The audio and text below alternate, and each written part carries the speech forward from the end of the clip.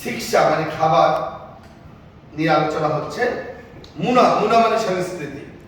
হান্ডুক serum দরুন জুরু ভাব খুব বাঞ্ছানোর কুচন্দন শিক্ষারুল হামিদা শিক্ষারুল হামিদা।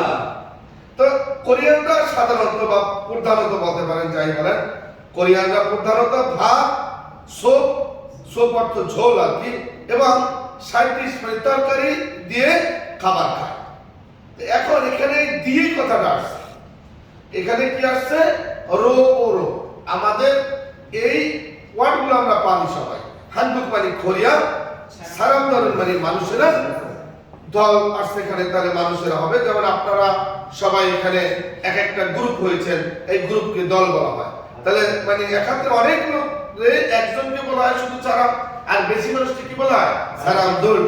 তারপর সারাম দরুন এটাকে আপনারা নির্দিষ্ট করেছেন। জুরো মানে কি? প্রধানত বা সাধারণত। ভাত গুপ মানে কি? ঝোল বা ঝোল বাঞ্ছানোর তরকারি দিয়া খুজনদেন শিক্ষারুল হামিদা মানে কি?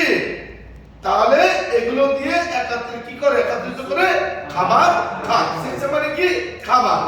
আচ্ছা, হামিদা মানে করা, কিন্তু এখানে হামিদা মানে কি? এটা তো খাওয়া দাওয়াটা করার মধ্যে পড়ে, তাই কি না? অর্থাৎ খাবার খায়। এখন এখানে আমাদের বোঝার বিষয় হলো রো ওরো। কি বোঝার বিষয়? রো ওরো। বলেন রো ওরো। বাচ্চিম থাকলে ওরো, বাচ্চিম না থাকলে রো, বাচ্চিম থাকলে ওরো, বাচ্চিম না থাকলে রো। যদি বলি হাতুড়ি দিয়ে তাহলে মাংসিরো, মাংসি মানে কি? মাংসিতে কি নাই? বাচ্চিম নাই। আর যদি বলি বই দিয়ে তাহলে বইতে কি বাচ্চিম আছে? সেক। তাহলে সেক ওরো, তাহলে কি আপনি এর কাছে যাবে? সেক ওরো, ঠিক আছে? বাঞ্ছান ওরো, তরকারি দিয়ে বলফেন ওরো, কলম দিয়ে, ইয়ান মানে কি? পেন্সিল। তাহলে বাচ্চিম থাকলে কি বলবো? ওরো। বাচ্চিম না থাকলে বলবো কি? রো। ওকে, স্কেল মানে ঝাড়ো। ওকে, বুঝাইতে পারছি? আরাসেও। তাহলে বলেন রো ওরো। দ্বারা দিয়ে মাধ্যম দিক,